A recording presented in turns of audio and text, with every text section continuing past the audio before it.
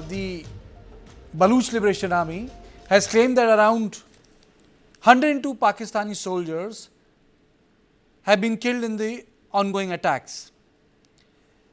And the Operation Herof, which was launched by the Baloch Liberation Army, has claimed that 102 Pakistani soldiers were killed in the ongoing attack targeting an army camp, military checkpoints along major highways in Balochistan. As per report, the operation involves suicide attackers from Majeed Brigade of the BLA, including the capture of the large section of the Bela army camp and setting up checkpoints across the province to ambush military convoys. This is the statement that has been issued by the BLA, but it has not been cross-verified by the Pakistani army.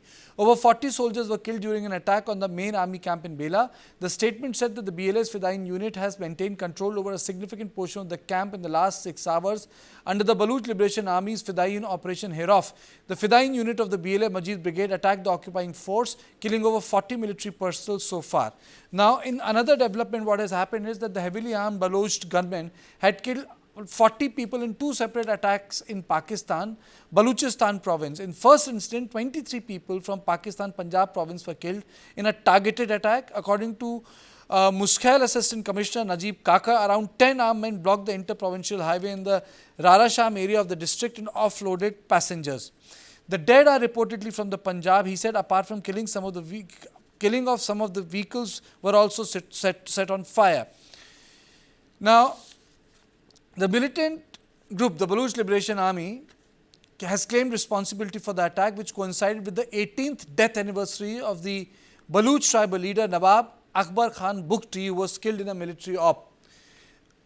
As I said, that the military group co-named its violent Operation Herof and simultaneously launched a slew of attacks in various other areas. So there are contradictory claims, but what is very important is that number of attacks that have taken place in Balochistan tells us it's a restive province.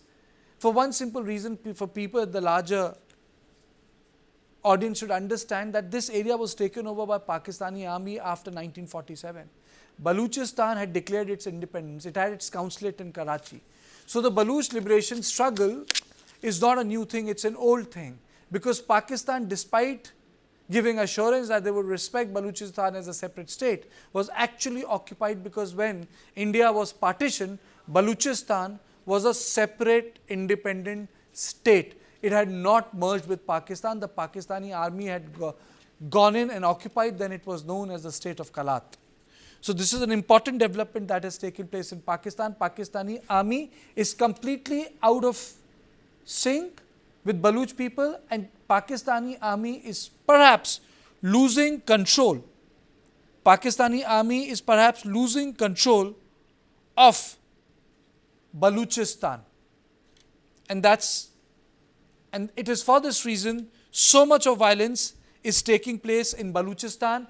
It tells us that the areas that have been occupied by Pakistan, like Pakistan occupied Kashmir or the Balochistan that has been occupied by Pakistan, tells a different story which the world needs to wake up to, that there is a freedom struggle taking place in Balochistan and Pakistani army is trying to quell it. And this is the fallout of that violence. Violence cannot be justified. Killing of the innocent people cannot be justified. But one thing is pretty much clear, that the Pakistan as a state is not in control. Pakistan as a state is not in control. Is not in control of Balochistan. So yes, Pakistan can say that, these are the terrorists. Yes, innocent people have also died because this violence that has taken place. Balochistanis or people from Balochistan have been saying that the people from outside Balochistan are taking over their economy.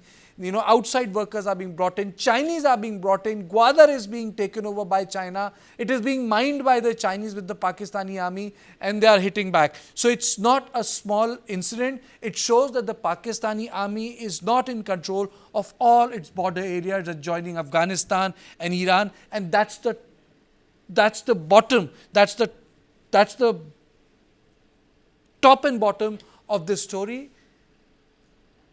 And this statement that 102 Pakistani men have been killed is serious, because it means that the Pakistani army is losing control of Balochistan.